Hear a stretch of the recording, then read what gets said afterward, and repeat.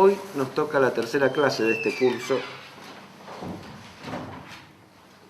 Antes de empezar una fe de ratas, yo creo que en la guía de la clase pasada, en lugar de decir clase 2, dice clase 1. Revisen y corrijan. Si no es así, yo vi una copia que decía eso, clase 1, así que está repetido clase 1. Hay que poner clase 2, ¿sí? Muy bien. Ahora,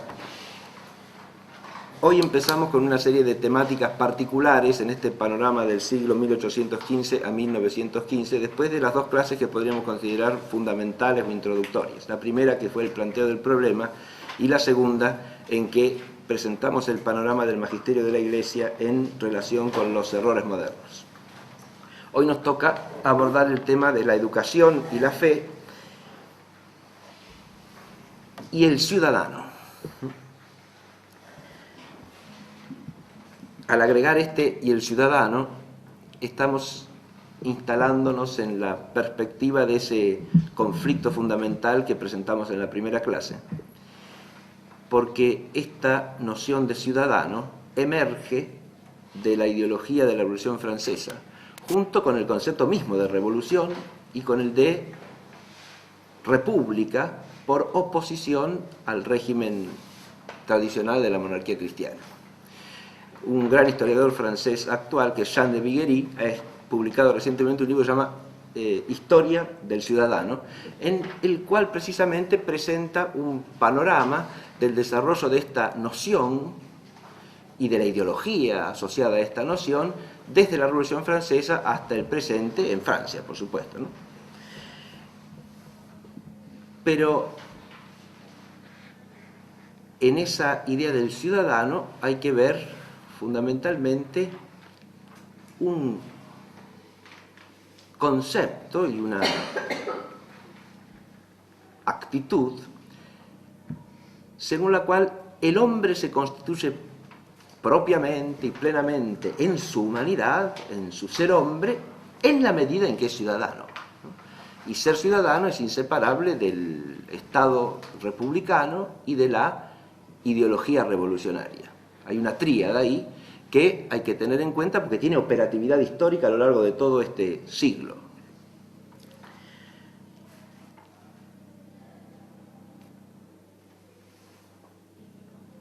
Trataremos de profundizar en qué significa esta ideología del ciudadano y cómo incide sobre la cuestión de la enseñanza y de la educación a lo largo del siglo de 1815 a 1915. Muy bien. Esta clase vamos a desarrollar en tres momentos, dos fundamentales y uno tercero, que es una breve reflexión como en la clase pasada. El primer momento fundamental apunta simplemente a recordar ciertos prenotandos que tenemos que tener en cuenta en nuestro pensamiento para poder entender el planteo de esta problemática de la educación. Por eso puse la educación y la fe en su razón esencial, ¿no? Es decir, cuál es la relación esencial entre educación y fe según toda la tradición cristiana. Pero para entender esa relación hay que partir primero que nada del concepto clásico de educación, porque si no, ni siquiera sabemos de qué estamos hablando. Cuando hablamos de educación, recordémoslo una vez más, hablamos de la formación o el procurar la formación del hombre como hombre. Esa es una expresión mejor que formación, sin más, porque lo que el hombre puede hacer en relación con otros hombres es procurar, ¿sí? Es decir, poner el esfuerzo de promover en otro algo. No puede darle una forma, no puede formar sin más. Podría decirse que es un matiz, pero es un matiz importantísimo que recoge la idea central de toda la tradición clásica filosófica y después teológica cristiana en relación con el concepto de educar, ¿no? Como dice San Agustín ya y Santo Tomás lo profundiza, el maestro humano no hace más que poner signos para que el otro hombre, llevado o guiado por esos signos, pueda adquirir algo por su propio esfuerzo. Este es el principio también de toda educación activa ahí, ¿no? Lo que se llama el activismo educativo tiene ahí su raíz en un sentido propio, no un activismo exteriorista, sino la actividad interior por la cual el que está llamado a aprender, aprende. Porque si él no hace el acto y no adquiere el hábito, no hay aprendizaje alguno y por lo tanto tampoco educación alguna. la idea de formar puede crear la fantasmagoría de que el hombre le da al otro una forma, ¿no? Se la puede sugerir, se la puede significar, insisto, y el otro adquirirla a partir de allí, pero no darle una forma, como dice, el único maestro que opera formando interiormente, dice Agustín, es Dios, ¿no? Esto tiene que ver tanto con la limitación de la actividad humana como con la libertad del hombre, ¿no? En el sentido propio. Que es precisamente, esto hay que tenerlo en cuenta de entrada, porque es precisamente lo que se va a tratar de oscurecer y lo que se va a ignorar a lo largo de ese siglo, y mucho más gravemente en el siglo que siguió, hasta el presente. Es decir, la idea de que cierta forma o estructura se le establece a los hombres, y eso es lo que construye al hombre y a la sociedad, es una idea que hoy día está amplísimamente instalada, ¿no? Y es una idea contraria a la verdad de las cosas, del ser del hombre. Pero la noción clásica de educación implica procurar la formación del hombre en cuanto hombre. Ahí está el perfeccionamiento del hombre como hombre, no en orden a un aspecto particular de su existencia, sino en su plenitud de hombre, en orden al fin último de su existencia, ¿no? Esas dos notas hay que recordarlas siempre. Se procura formar al hombre, o se procura el perfeccionamiento del hombre en cuanto hombre. Y aquí siempre una noción de la naturaleza humana. ¿Qué es el hombre? Porque si no, no puedo perfeccionar al hombre en cuanto hombre, ¿no? Si al hombre lo sustituyo por el ciudadano, lo que hay que formar es el ciudadano, no el hombre. Y ya estamos en otra órbita, en otra orientación. Y a su vez esa formación es en orden al fin último del hombre, porque la educación no es el fin último de la existencia del hombre. La educación es en orden a que el hombre, formándose plenamente según su ser y según su vocación y según su destino, pueda alcanzar su fin, ¿no? De nuevo, la noción que se tenga y el conocimiento que se tenga del fin del hombre determina la totalidad de la noción de educación. En cuanto desaparece la noción de un fin de la existencia humana, desaparece el concepto de educación inmediatamente, porque ya no se trata de educar, se trata de instruir para alguna finalidad práctica. Lo mismo que si desaparece la noción de una perfección propia del hombre como hombre, ¿no? De una plenitud humana. Si esas dos nociones se borronean o se extinguen o se confunden o se cae en un relativismo respecto de cualquiera de ellas, desaparece la noción clásica de educación, ¿no? Y es sustituida por instrucción, alguna clase de aprendizaje en relación con esa instrucción, preparación para determinada finalidad práctica inmediata, ¿no? Pero la educación en sentido propio desaparece. Ahora, entendida así la educación, es obvio que tiene una relación esencial con la fe cristiana, ¿no? Porque la fe cristiana implica, si nosotros tomamos esa noción, la asumimos desde la fe, adquiere una serie de peculiaridades. Es asumible primero que nada, porque es una noción perfectamente compatible con la revelación, pero además adquiere el sello de la verdad revelada, ¿no? En primer lugar, si lo consideramos desde la noción de formación, la formación esa que procura un hombre en relación con otro hombre queda inserta en una formación más amplia, que es la formación del cristiano. Y esa, primariamente, es obra de Dios, ¿no?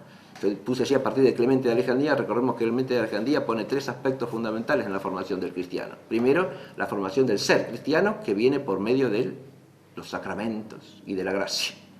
Ahí se ve cómo Dios es el que pone el principio, como en la naturaleza también pone el ser creado, ¿no? La naturaleza del hombre, que es un don de Dios, y su existencia también, eso lo pone Dios, ¿no? Es el ser a partir del cual hay un ser educable, ¿no? Una criatura que es educable. Ahora bien, en el orden sobrenatural es Dios el que pone el ser cristiano también, ¿no? Ese ser cristiano que nos da la vida divina participada, que nos da la vida de la gracia, es el punto de arranque de la formación del cristiano como tal, ¿no? Luego pone claramente una formación que es del vivir cristiano. Una vez que somos cristianos, tenemos que aprender a vivir como cristianos. De nuevo ahí, el pedagogo es Cristo, dice Clemente, y los cristianos servimos como signos para los otros cristianos en la medida en que transmitimos la palabra de Dios y en la medida en que la vivimos, y por lo tanto podemos dar un signo de referencia para que el otro vea, ¿no? Y a su vez adquiera ese modo de vivir que es propio del ser cristiano. Y por último, hay una formación de la inteligencia cristiana, dice Clemente, una formación del pensamiento, de la inteligencia, un cultivo de una serie de virtudes intelectuales que permite poner toda la inteligencia del hombre al servicio de la verdad revelada, ¿no? Y ahí tendríamos la noción de una cultura intelectual cristiana, porque todas las disciplinas, la filosofía, en su orden propio, se culminan en la sabiduría de la fe, es decir, en la teología. Hay una forma. Me estoy refiriendo a Clemente de Alejandría, que como recordarán ustedes es un padre de la Iglesia de fines del siglo II, comienzos del tercero. Ya allí existe esta noción elaborada explícitamente en la tradición cristiana, no hay que esperar mucho para que aparezca, ¿no? Esta asimilación de la noción griega clásica de paideia o de la humanitas latina en sede cristiana para elevarla a la luz de la fe. Podemos ver también esa relación entre fe y educación, segundo lugar, desde el fin de la educación, ¿no? Y de la existencia humana. Obviamente, acá la verdad revelada tiene una palabra decisiva que decir. El fin de la existencia humana no es ningún fin de orden sobrenatural, sino que es el reino de Dios por medio de Cristo.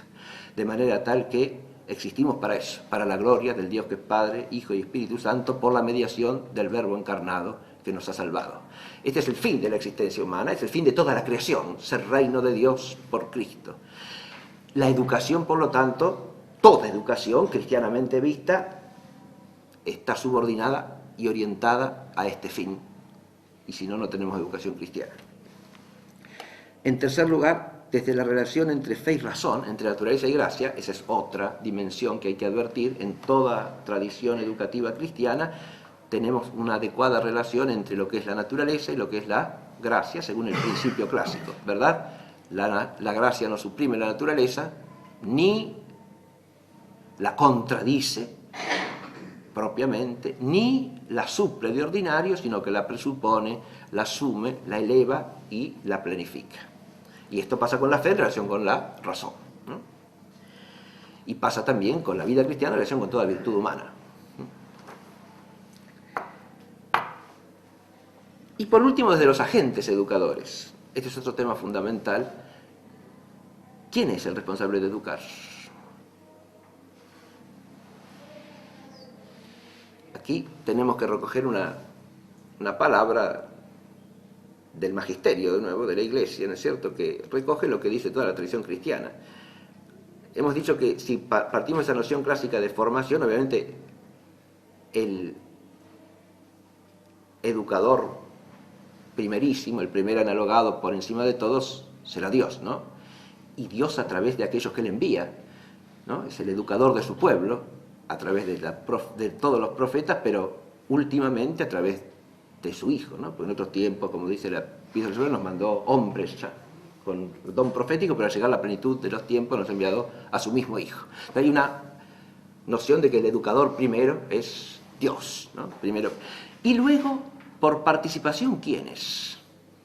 Primero que nada, los padres, ¿no? Porque los primeros educadores son los padres. Eso es propio del orden de la naturaleza humana, ¿no? La sociedad primera es la familia y los educadores primeros son los padres. Esto, en la perspectiva cristiana, sigue ese ritmo de la ley que acabo de mencionar. La naturaleza no queda suprimida, sino que al contrario es asumida por la gracia y planificada, porque el misterio del matrimonio, que es el fundamento de la familia, en el orden natural ya, se eleva a la condición de sacramento, ¿no? En Cristo, como signo de la unión entre Cristo y su Iglesia, unión indisoluble, unión admirable, unión salvífica, ¿no?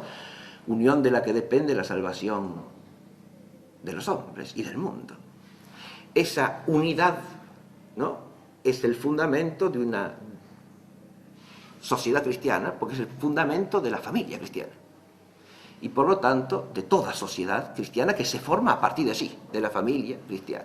Entonces, los primeros educadores, responsables, agentes educadores, son los padres, son los que tienen, por orden natural, dirá Pío XI en la Divini Ilium Magistri, la responsabilidad intransferible inderogable de educar a sus hijos, por lo tanto el derecho sagrado de educarlos, ¿no?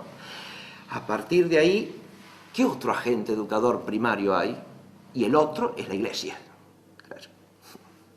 Son los dos grandes, por participación, digamos, ¿no? Siempre del educador principal, que es Dios. Primero, la familia. Segundo, la Iglesia misma, ¿no? Que es la Santa Madre Iglesia y es la maestra universal, ¿no? La Iglesia es educadora de todos los hombres, es educadora de todos los hijos de Dios. Tiene que cumplir esta misión que le ha sido encomendada desde la resurrección del Señor, ¿no? Yendo, hagan discípulos a todos los pueblos. Hagan discípulos. Esa es una misión de enseñar, pero más todavía de educar.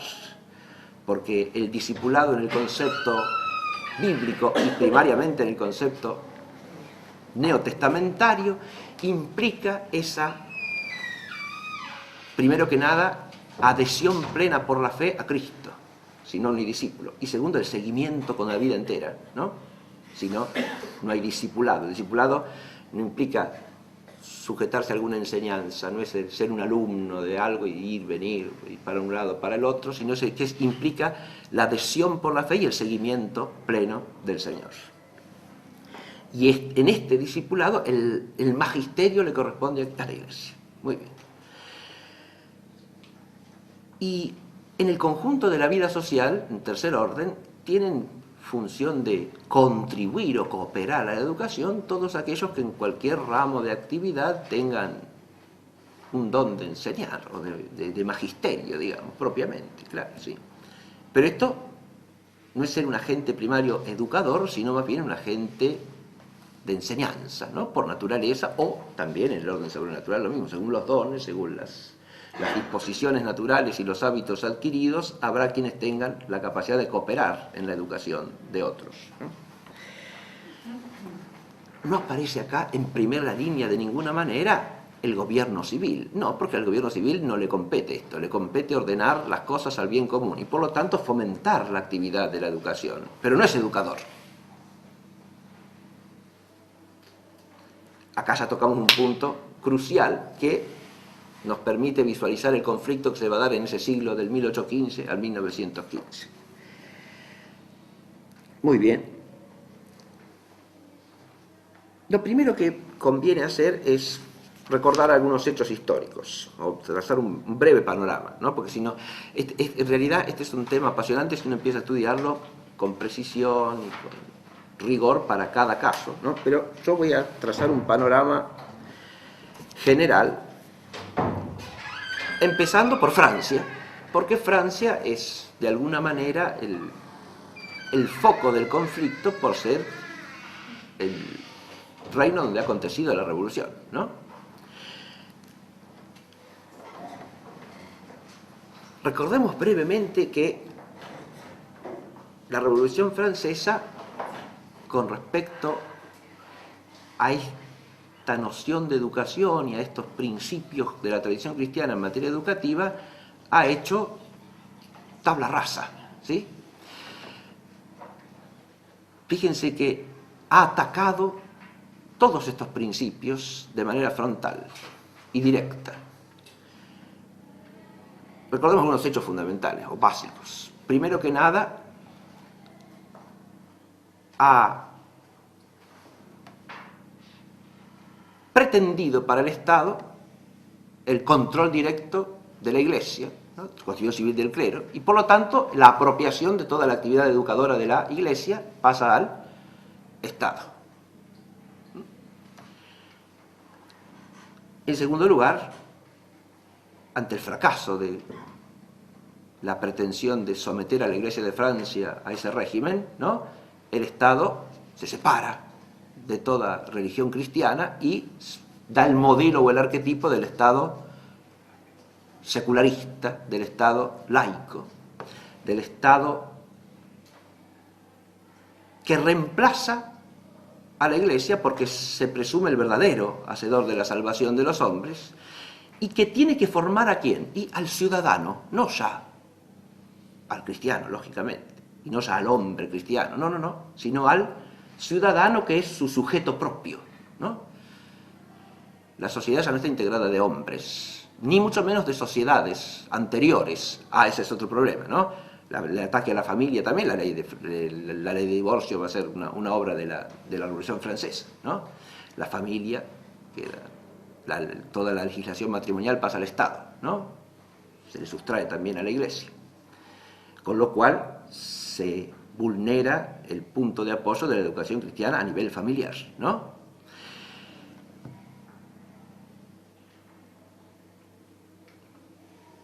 Las universidades quedan suprimidas por el decreto de supresión de las corporaciones. Deja de haber universidades en Francia con la Revolución Francesa. Se acabaron. Las restablecerá Napoleón. Pero ya de otra manera, como instrumentos del Estado, ¿no? En orden a la política del Estado. No son ya las universidades que habían nacido entre los siglos XII y XIII, ¿no? Las universidades de la cristiandad. Recordemos que es una institución propia de la cristiandad, lo mismo que la monarquía cristiana, la universidad. Y la universidad es abolida por la Revolución Francesa. Cuando reaparece en la Francia napoleónica, en la continuidad del proceso revolucionario, reaparece como la Universidad del Estado. Ese modelo napoleónico va a influir ampliamente en otros lugares de Europa, ya lo vamos a decir enseguida. Pero esa universidad napoleónica no es la universidad de antes. El primer signo fundamental de eso es que esa universidad ya es una universidad ateológica, una universidad sin teología. Cuando en la Universidad de la Cristiandad la teología, la facultad teológica es la facultad suprema y la que rige a todas las otras con su sabiduría, ¿no? Lo es hasta la Revolución Francesa, no es una cosa de, que usted quiere hablar de Edad Media, no es una cosa de otros siglos anteriores que ya estaban pasados. Hasta el siglo XVIII y hasta la Revolución Francesa, la Sorbona es en Francia la sede de la sabiduría, ¿sí? Es la Facultad de Teología de París.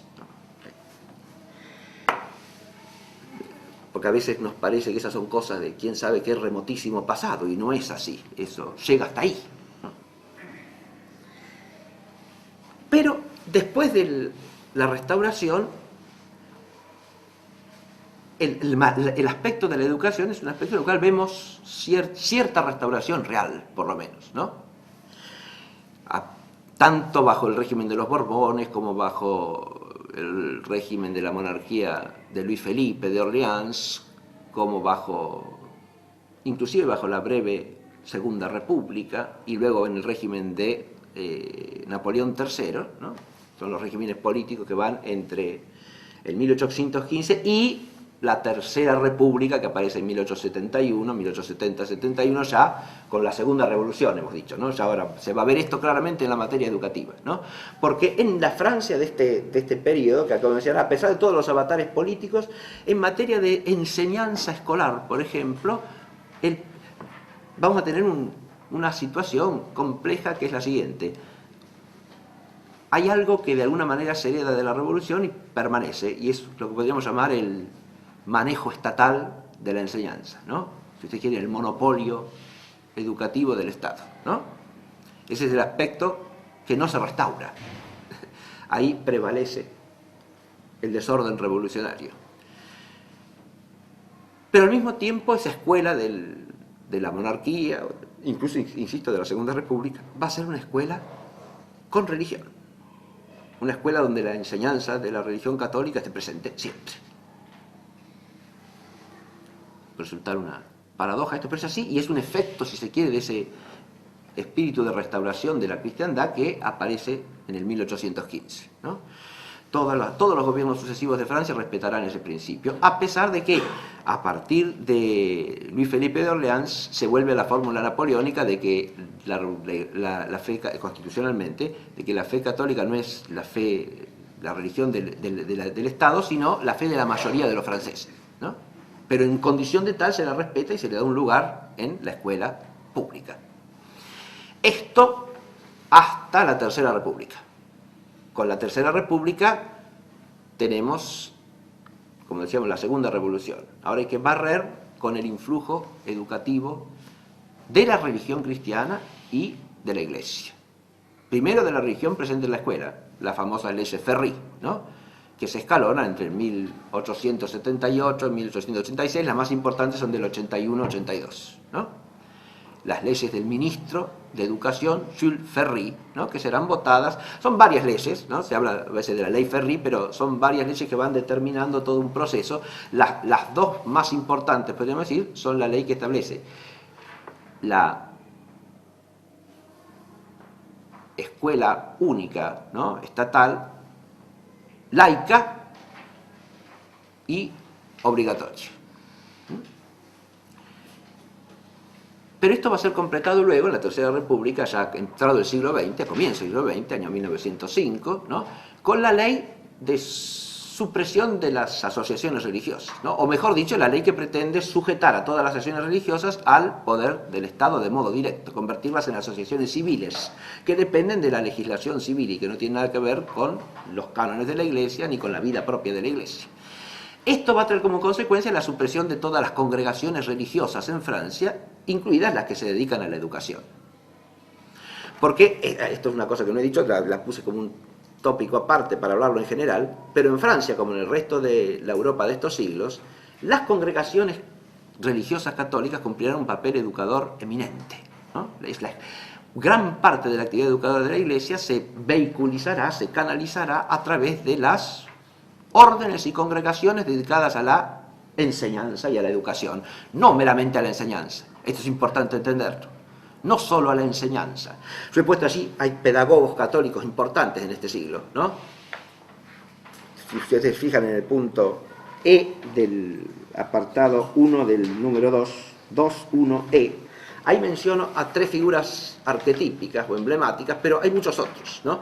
Pero si uno estudia el pensamiento pedagógico de cualquiera de estos 3, y si uno se remite simplemente al testimonio de lo que se puede haber vivido en cualquier escuela católica de hace 50 años o un poco más, ¿no? 60, 70, 100, ¿sí?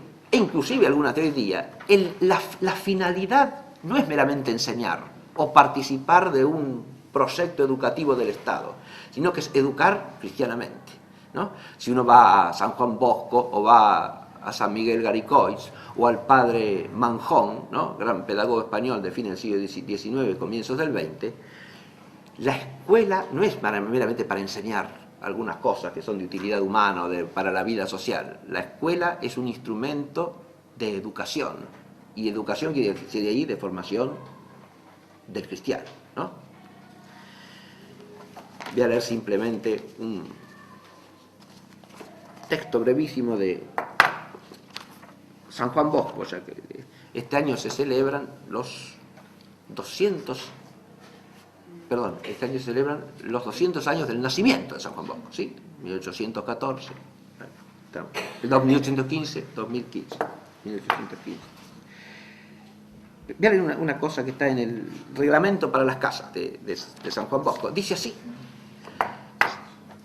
Tiene que ver con un principio general que yo dije hace un rato del fin de la educación. Y San Juan Bosco dice así: acordaos, jóvenes, de que hemos sido creados para amar y servir a Dios nuestro Creador, y de que nada nos aprovecharían toda la ciencia y todas las riquezas del mundo sin el temor de Dios. De este santo temor depende todo nuestro bien temporal y eterno. Principio de pedagogía cristiana limpísimo, clarísimo, nítido, ¿no? Son esos... Los principios es lo que tenemos que tener más claro en la cabeza, ¿no? Siempre. Porque todo hábito de saber se forma a partir del conocimiento de los principios, no de otra cosa. Después vienen los medios, los instrumentos, que puedan ser mejores, peores, pero si perdemos de vista los principios, ya estamos perdidos, estamos extraviados, ¿no?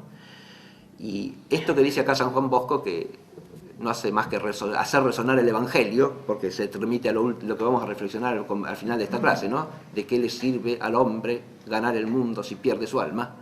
Esto que está diciendo San Juan Bosco es el Evangelio, ¿no? Aplicado a la educación.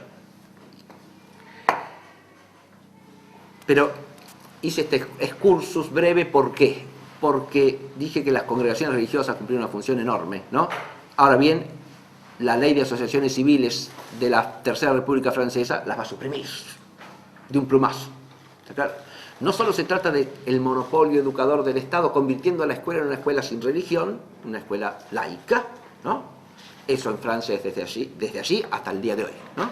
Sino, además, suprimir la libre actividad de las asociaciones religiosas que se dedican a la enseñanza. Con lo cual el monopolio se hace más amplio. Eso no prevalecerá totalmente en los tiempos posteriores en Francia, digamos que hoy día no es tan así, pero tampoco es muy distinto, porque toda escuela que esté en el sistema público tiene que firmar lo que se llama un contrato, ¿no?, por el cual se compromete a cumplir con los planes, los programas y los principios de enseñanza establecidos por el Estado. O sea que si puede funcionar es en el marco de unas normas que son sumamente restrictivas, porque imponen además hoy día pseudo principios que van contra la fe. De modo que ese es un tema hoy muy vigente en Francia, ¿no? Lo que se llama las escuelas libres, ¿no?, que están fuera de contrato. Eso se llama école hors de contrat, ¿no? Es decir, fuera del contrato. No firman el contrato con el Estado, lo cual quiere decir que el Estado tampoco les reconoce los títulos ni nada que se le parezca, ¿no? Pero pueden funcionar. Es la única manera de que sea una escuela que no esté sujeta a las determinaciones ideológico-políticas del Estado francés, ¿no?, con todas sus doctrinas y con todos sus elementos que en muchos casos son, insisto, contrarios a la fe cristiana. Aquí tenemos entonces, he tratado brevemente, pero en Francia hay otro tema interesante. Por un lado está este aspecto de la restauración, de la enseñanza, sobre todo del influjo de la religión católica en la educación, ¿no? Fíjense que la presencia en las escuelas está asociada también a la formación en la vida familiar, ¿no? Las dos cosas van unidas de alguna manera, ¿no? Pero hay otro problema interesante que lo menciono nomás porque estudiarlo sería objeto de una conferencia o de un cursito también. Es el problema que se plantea en Francia en relación con la libertad de enseñanza. Eso, fíjese, repercute hasta el día de hoy, ¿no? Porque este problema es un problema en el cual aparece una clara ambigüedad, si se puede decir eso, ¿no? Existe, como dije, un monopolio educativo del Estado, ¿no?, a partir de la Revolución Francesa, de Napoleón, y la Restauración no lo mueve, digamos así, ¿no? Frente a eso, habrá católicos en la Francia del siglo XIX que pretenderán un régimen de libertad, o sea, poder organizar escuelas libremente, ¿no?, que no sean las escuelas del Estado. Eso va a estar ligado también a la libertad para que aparezcan congregaciones religiosas, cosa que se va a ir dando muy paulatinamente en la Francia del siglo XIX, porque eso es otra cosa que la Revolución Francesa había abolido, ¿eh? Todas las congregaciones religiosas habían desaparecido y los religiosos o se secularizaban o se iban de Francia, ¿no? De ellos, por supuesto, muchos fueron mártires durante la Revolución Francesa, ¿no? Pero la vida religiosa había desaparecido de Francia. Muy paulatinamente se irá restableciendo con algunas órdenes que son los arquetipos, como la orden de predicadores, ¿no?, con la Corder, la orden, los monjes benedictinos con Don Guéranger, etc., ¿no? Pero paulatinamente. Y luego surgirán nuevas congregaciones que irán siendo aprobadas parsimoniosamente, diríamos, ¿no?, en la Francia del siglo XIX. Ahí hay una batalla, pero lo que interesa acá es entenderla ideológicamente, y el problema es este. El grupo de Lamennais, en el que estaban integrados de entrada Lacordaire, Montalembert, etc., y en torno al periódico L'Avenir, levantará la bandera de la libertad de enseñanza dentro de la libertad, ¿no? Es lo que acuñará finalmente Montalembert en esa frase, una iglesia libre en un estado libre, ¿no? O sea, se apropiará del discurso de la libertad, ¿no?, para promover la libertad de enseñanza. Pero ahí hay una ambigüedad peligrosísima, ¿no? Primero que nada, porque ahí se da por sentado que debe haber una libertad generalizada para enseñar lo que a cada grupo social le parezca bien, ¿no? Pero además porque ahí se pone en juego una pretensión de igualdad entre la Iglesia y cualquier otro agente enseñante que la fe cristiana no puede admitir. Y es lo que en el magisterio insistirá, ¿no? No se puede poner en el mismo plano a la Iglesia y a la religión verdadera que cualquier otro modo de pensar. No es lo mismo esencialmente, y por lo tanto, desde el punto de vista jurídico, no se le debe el mismo tratamiento. Ahí hay un problema, ¿se ve? Hay un conflicto ideológico. Montalembert se separará, junto con Lacordaire, de las posiciones extremas de Lamennais, de un liberalismo al modo liberal, ¿no? Pero seguirán conservando cierta defensa de ciertas libertades, ¿no? Libertad para los pueblos que ellos consideran sus juzgados. Ahí hay una ambigua asociación con el nacionalismo que brota también de la Revolución Francesa, porque el Estado es la nación, ¿no? Nacionalismo absoluto, diría, que convierte en objeto de idolatría a la propia nación. Eso se va a jugar profundamente en la escuela como instrumento de formación de los pueblos en este periodo. Lo voy a mencionar ahora al hablar de Italia, ¿no? Pero libertad para la enseñanza también. Y libertad de asociación, ¿no? Entonces parece lo que suele llamarse un liberalismo católico en ciertos autores, ¿no? Es decir, se defiende la libertad, pero con fines cristianos, para obtener un lugar para la Iglesia dentro de ese esquema de libertad. Si ustedes hablan de que todo el mundo es libre para opinar lo que quiera, para publicar lo que quiera, para sostener sus propias ideas, bueno, entonces la Iglesia también tiene que ser libre, ¿no? No se le puede impedir el ejercicio de la actividad de enseñar, la libre asociación, etcétera, etcétera. Es un esquema que en cuanto uno lo empieza a profundizar parece mucho más pragmático y utilitario que otra cosa, ¿sí? Es decir, es como un servirse de un principio que viene instalado sin entrar a profundizar si ese principio es válido o no, con qué límites y en qué sentido. Este es un problema que planteo simplemente y que atraviesa la conflictividad de la cuestión de la libertad de enseñanza en la Francia del siglo XIX, ¿no? Frente a la posición de Montalembert, que seguirá teniendo un liberalismo relativo hasta después de la Mirar y Voz de Gregorio XVI, se separa de Lamennais, ¿sí? Pero ese liberalismo relativo lo mantendrá hasta la Quanta Cura de Pío IX y después ya no. Pero frente a él aparecen otros autores como Veuillot, por ejemplo, Louis Veuillot, que con su periódico L'Univers sostendrá una actitud de libertad para la Iglesia, pero no de libertad sin más, no libertad en general, no liberalismo, aferrándose claramente a los principios del magisterio que en ese momento estaban siendo firmemente señalados, ¿no? Esto es un proceso complejo que hay que tener en cuenta porque retorna en instancias posteriores, ¿no? Ahora, si uno va a otros reinos católicos de la Europa de esa época, se encuentra con aspectos distintos, ¿no? Cada uno tiene una realidad histórica diferencial, podemos decir, ¿no? Si uno va a la monarquía austríaca, por ejemplo, ¿no? Ahí tenemos un proceso bastante distinto. Tenemos que remontarnos para hablar de lo que fue el sistema de educación y enseñanza de Austria en el siglo XIX, hay que remontarse a fines del XVIII con María Teresa, ¿no? La monarquía de los Habsburgo sostendrá para todos sus territorios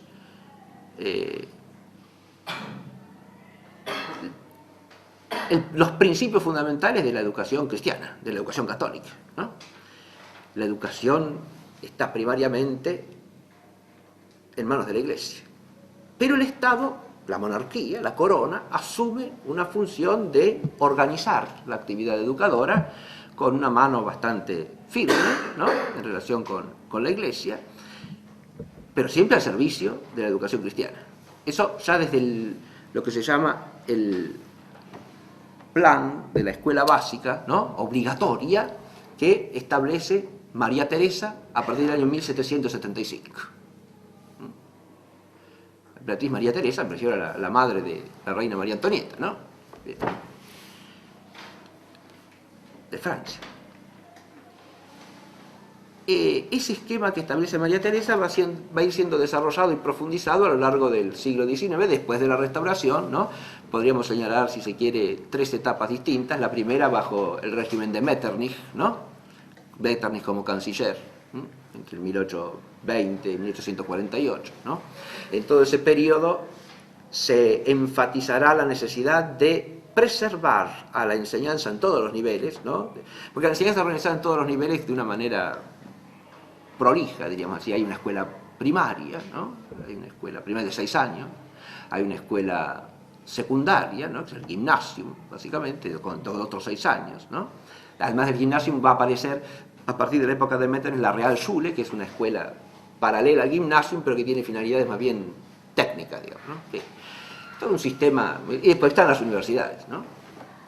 Con todas sus facultades, con la facultad de teología coronándola siempre, a lo largo de todo el siglo XIX y hasta comienzo del siglo XX, siempre, ¿no?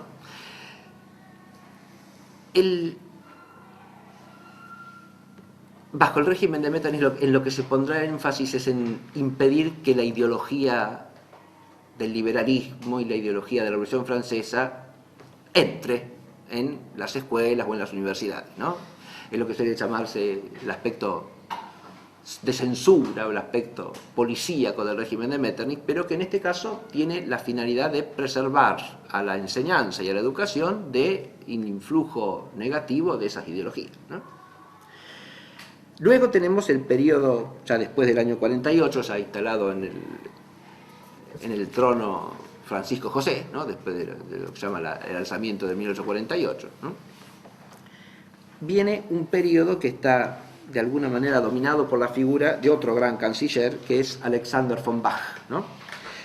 Von Bach fue canciller entre el 55 y el 66, y suele atribuirse a este hombre lo que se llama la política del clerical absolutismo, o sea, el absolutismo clerical, ¿no?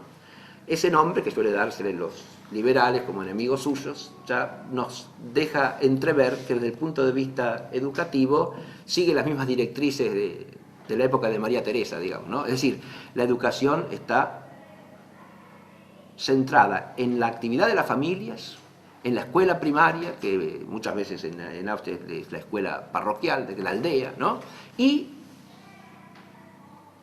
en la actividad de la Iglesia, que a través de todo el sistema de enseñanza tiene una presencia importantísima hasta las universidades mismas, ¿no? O sea, acá tenemos un régimen, si se quiere, más tradicional, podríamos decir, ¿no? Más propio de lo que ha sido la cristiandad, aunque, insisto, con una fuerte presencia de la corona, ¿no? Sí. Como había sido también en otras monarquías antes.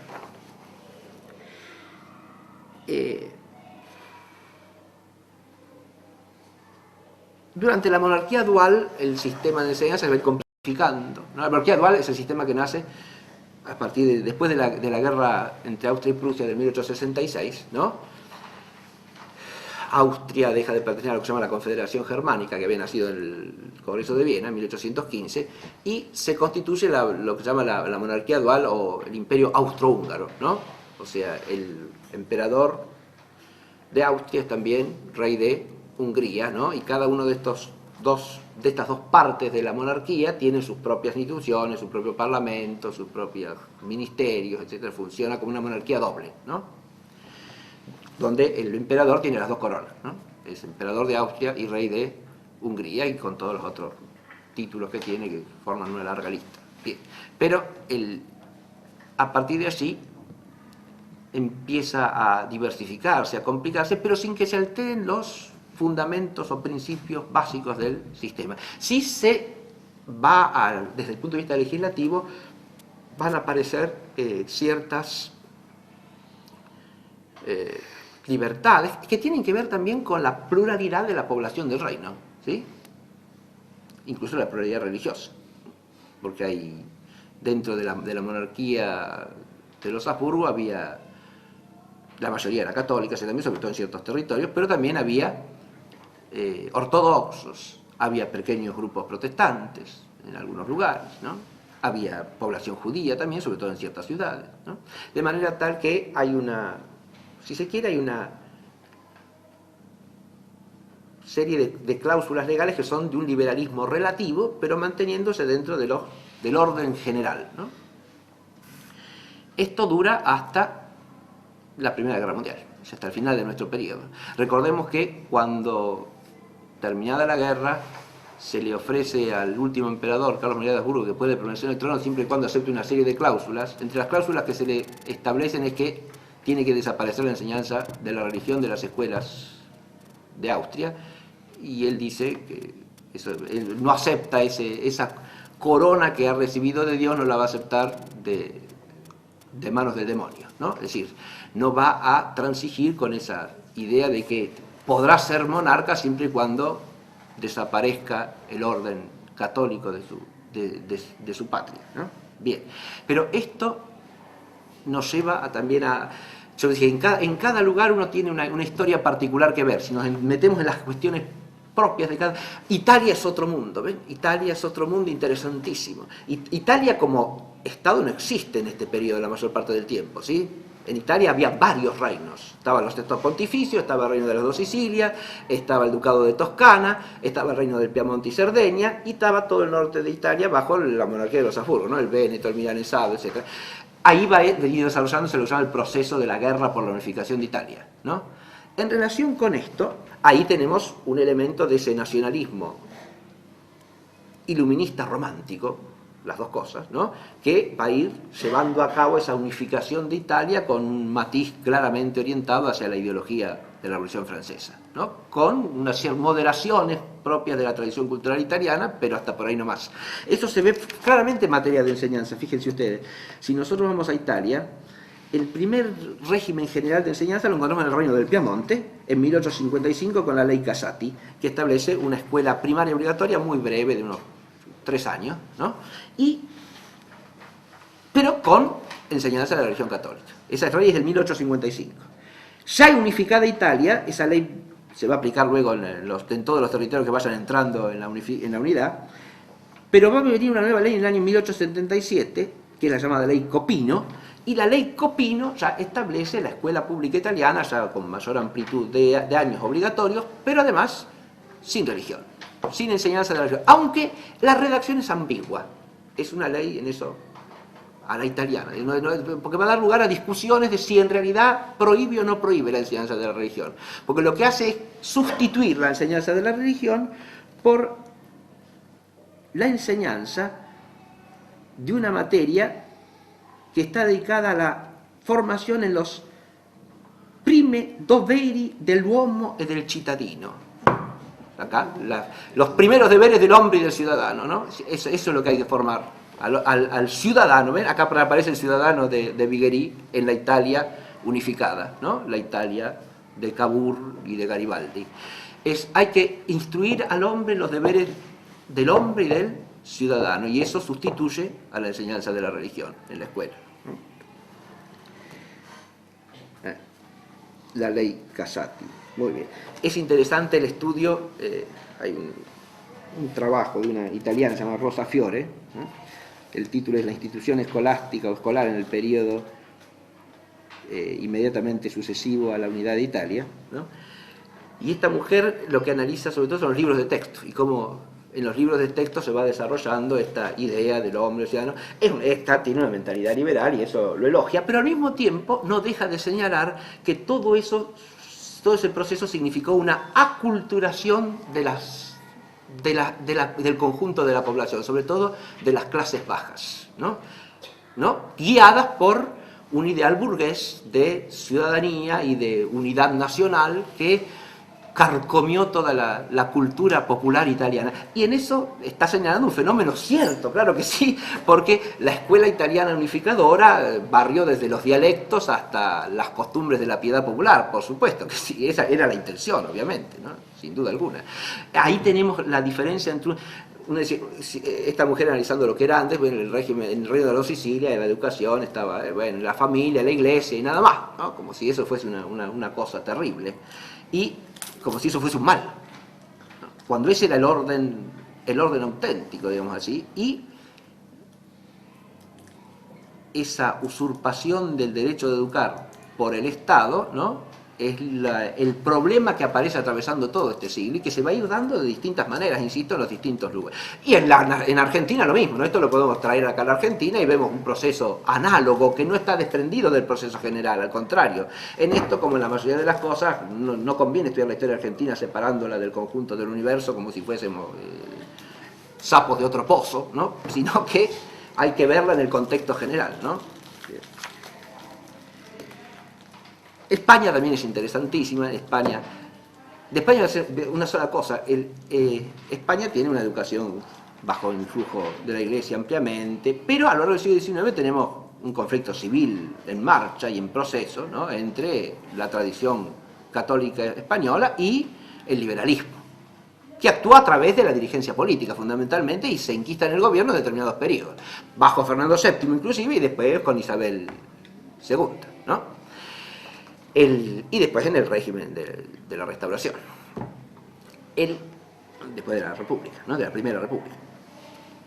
Estoy hablando siempre del siglo XIX, ¿no?, y comienzo del XX.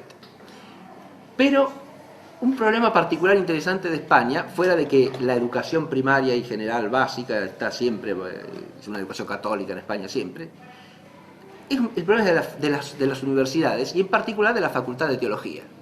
En España se va a plantear una lucha en torno. La Facultad de Teología va a ser como el bastión que hay que tomar, ¿no? Porque los gobiernos liberales se van a esforzar a lo largo del siglo XIX por imponer sus planes de estudio a todas las universidades, ¿no?, planes generales establecidos por el Estado, como si las universidades fuesen una dependencia del Estado. Ahí está el modelo napoleónico, ¿ven? Hay una tentación de poder simplemente, ¿no? El Estado que usurpa la autoridad intelectual y moral de los que tienen que enseñar, ¿no?, y organiza los planes y dice qué es lo que hay que enseñar, incluso para la Facultad de Teología, donde se formaba buena parte del clero español. ¿Se entiende?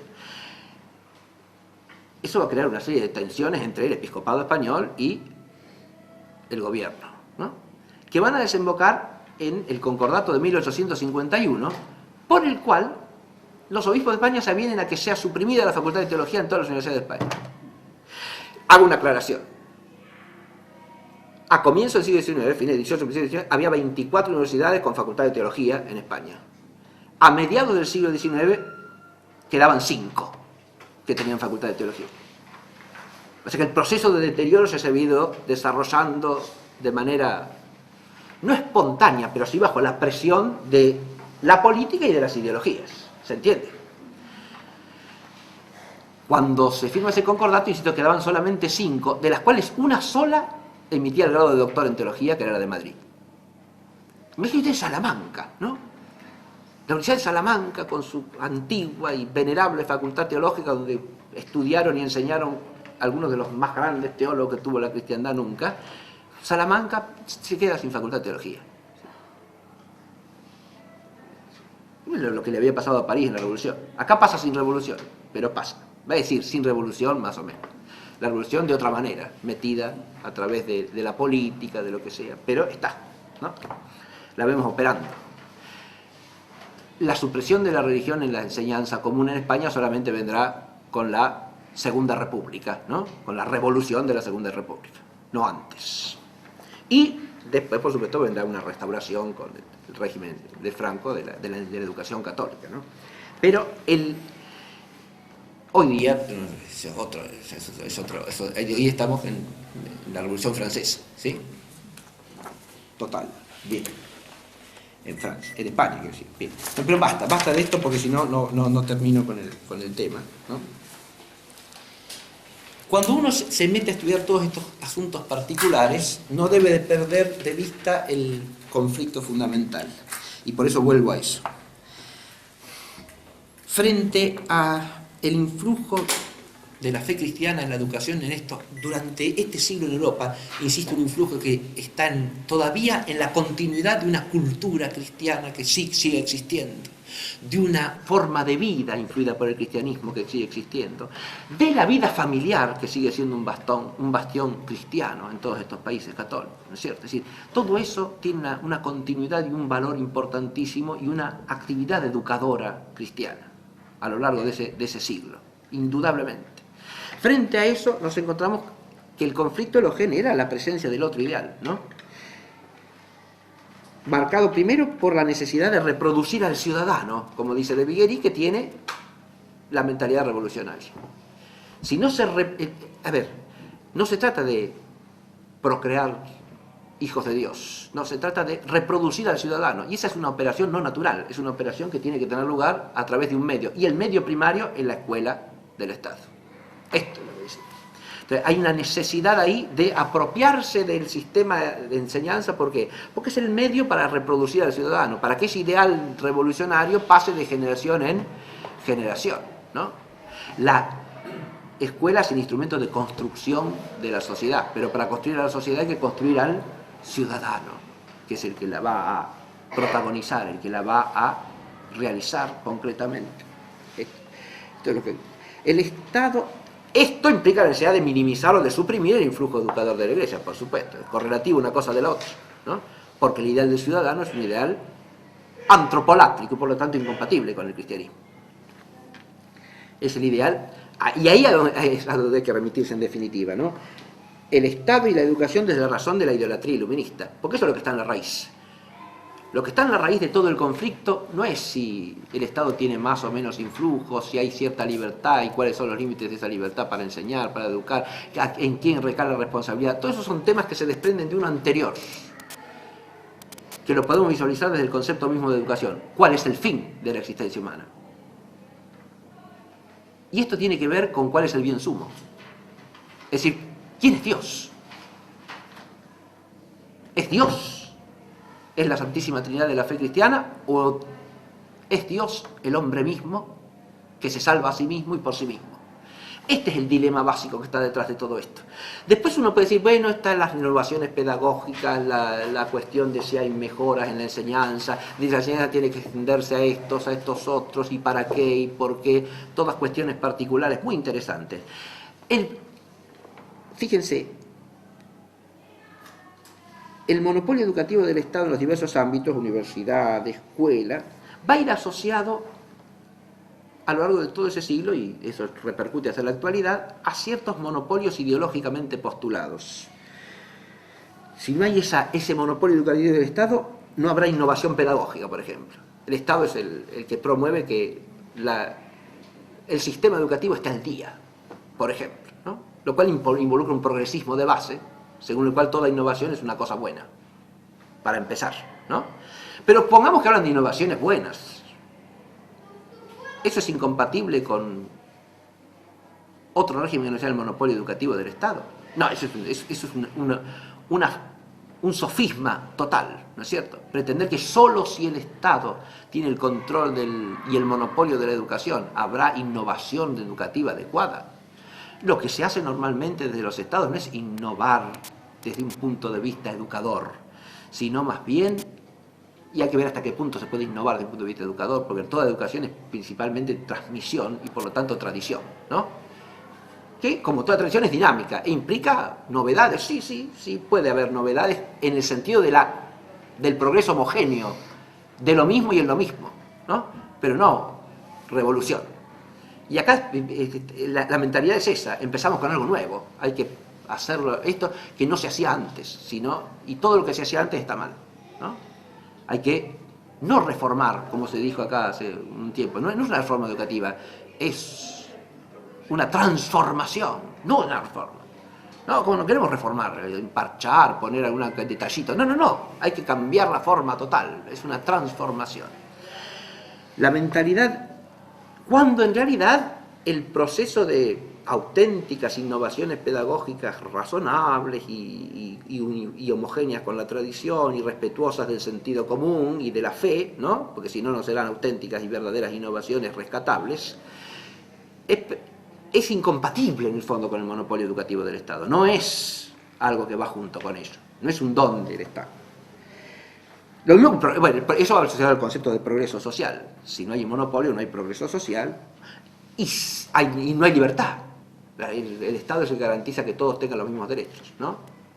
Como si la laicidad de la enseñanza fuese la garantía de que todos tienen los mismos derechos. Lo único que tiene derecho en el monopolio estatal de la enseñanza laica es el laicismo. ¿Está claro? Que es una ideología y que es una religión, como dijo muy bien el ministro de Educación de Francia hace pocos años, ¿no? Nosotros tenemos nuestra religión, que es el laicismo. Somos gente religiosa, ¿sí? No nos digan que no somos religiosos. Somos religiosos, nuestra religión es el laicismo. Y claro, esa es la verdad.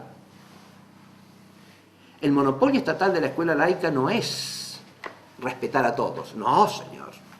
Es no respetar a nadie, salvo al que piensa de modo laicista. Porque además, el respeto de todos así indiscriminadamente es otra falacia, ¿no? Porque usted no puede respetar igual, como dije en la primera clase, la verdad y el error, la virtud y el vicio. No merecen el mismo respeto de ninguna manera, claro que no. Es que nadie lo hace en el fondo, porque toda idea de la realidad, sea la que sea, descarta ciertas doctrinas y descarta ciertos modos de obrar. Es imposible que no lo haga. Y los descarta, los condena y los reprime, ¿no? Y los discrimina, obviamente. No puede ser de otra manera. El asunto es cuáles son. No que se pueda caer en una especie de neutralidad absoluta que no existe ni ha existido en ninguna parte, ni puede existir. Yo acá no he hablado de... Cuando digo neutralidad, se puede pensar fácilmente en el régimen norteamericano, ¿no? Que no es el del laicismo que viene de la Revolución Francesa, pero es otro esquema que parte que se aproxima más al indiferentismo, ¿no? Pero que tiene que ver con la pluralidad de denominaciones religiosas que está en el origen de la Constitución norteamericana, ¿no? Y ahí, bueno, cada quien se tiene que mover por su propia cuenta dentro de un marco legal, ¿no? Donde el Estado no desprecia la religión, pero sí trata a todas las denominaciones presuntamente por igual, ¿no? Es eso otro esquema, pero es un esquema que tampoco reconoce la verdad fundamental, ¿no? Es un esquema que se basa en la identidad de todas las denominaciones, cosa que en el fondo lleva a la misma, en el fondo y a lo largo del tiempo, lleva al mismo esquema de que tiene que haber algo sobre eso, que es lo fundamental, ¿no? Que en los Estados Unidos tiene que ver con el mismo régimen político, que como es el que garantiza el bien de todos, es el bien supremo. El régimen político es el que reemplaza a Dios, porque el régimen político es el bien supremo, es el que garantiza el bien de todos, ¿sí? No hay nada por encima de él. Caemos en una especie de idolatría del sistema, ¿no? Lo que se llama ya en el siglo XIX el americanismo, ¿no? Y que bajo ese nombre es condenado por un documento de León XIII, el americanismo, que pone al sistema norteamericano político y sus leyes propias como si fuese el ideal que hay que perseguir por encima de todo y el único bien en el ordenamiento político del hombre, ¿no?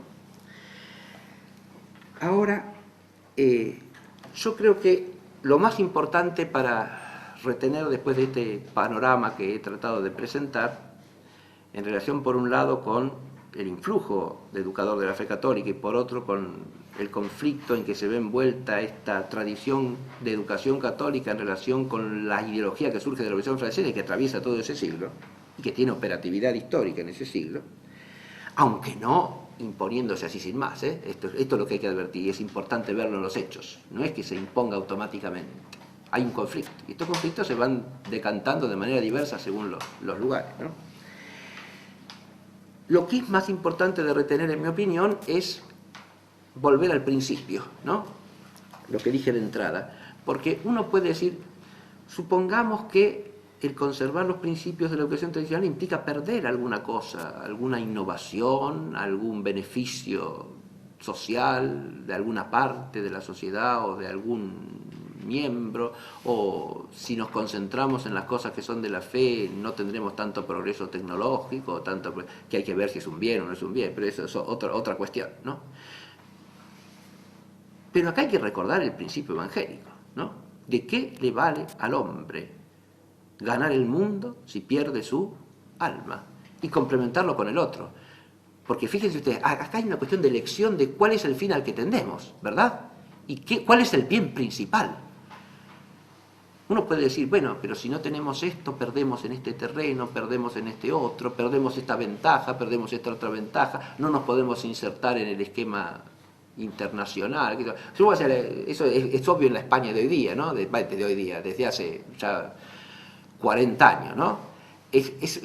Si no podemos entrar en Europa si no nos modernizamos, entre comillas, si no nos hacemos progresistas, quedamos fuera del reparto de la torta de la Comunidad Europea, por ejemplo, ¿no? Sí, con todos los beneficios que eso trae para la población, para la economía, etcétera, etcétera. Beneficios siempre de orden mundano, de orden temporal, ¿no? Ahí lo que se ha olvidado es la palabra del Evangelio, ¿no? ¿De qué le sirve al hombre ganar el mundo si pierde su alma? Y el alma tiene que ver con la educación o no. Y claro, porque ahí el alma es la vida misma, ¿no? Y educar es educar en orden a la vida, que es el fin, a la vida eterna, ¿no? La vida temporal es el camino para la vida eterna. Educar cristianamente quiere decir educar en orden a eso, en orden a la salvación del alma. ¿Y de qué nos vale ganar el mundo si perdemos el alma? ¿No? Y además hay que recordar otra cosa, que es el Evangelio que vimos el domingo pasado, ¿no? El Señor dice que si nos escandaliza el ojo, la mano, el pie, nos lo tenemos que cortar, porque más vale entrar sin una mano, sin un pie o tuerto en el reino de los cielos que ir con todo enterito al fuego del infierno, ¿no? Esta es otra palabra del Evangelio que hoy día no la tenemos muy en claro, ¿sí? A ver, el escándalo es aquello que pone un obstáculo para la vida verdadera, ¿no? Y si está el obstáculo viene de mí o está en mí, tengo que procurar de alguna manera quitarlo. ¿Quitarlo qué quiere decir? Suprimir mi propia existencia, mi propia vida. No, pero quiere decir dejar de lado eso, renunciar a eso que es un obstáculo, ¿no? Desprenderse de eso que es un obstáculo. La manera de hablar en el sentido físico es obviamente alegórica, ¿no? No vale la pena aclararlo. Pero uno se puede desprender de muchas cosas en orden al bien supremo, en orden al bien superior. De eso se trata. No de andar buscando todo bien, por ínfimo que sea y por mezquino que sea, y ahí está la trampa del mundo, ¿sí? Y ahí está en gran parte la trampa de la ideología inmanentista, ¿no? Ofrecer una enorme cantidad de bienes menores, inferiores, que son atractivos para el hombre de alguna manera, pero como incentivo ¿para qué? Y para olvidarse del bien definitivo, del bien superior, ¿no? Y la educación, si algo tiene que formar en el cristiano, es un sentido claro del orden de los bienes, ¿no? Este es un tema fundamental de la actividad educadora. Si no forma un sentido claro del orden de los bienes, no hay en el fondo educación, porque no hay ordenamiento al fin, ¿no? Por eso el recordar estas palabras del Evangelio, las palabras de nuestro Señor Jesucristo, es el horizonte final que quiero dejar en relación con este tema, ¿no? ¿De qué le sirve al hombre ganar el mundo si pierde su alma? Esto es un principio que tiene que estar al comienzo y al fin de toda actividad educadora, familiar, eclesial, escolar, universitaria, si esta es cristiana, ¿no? Muchas gracias.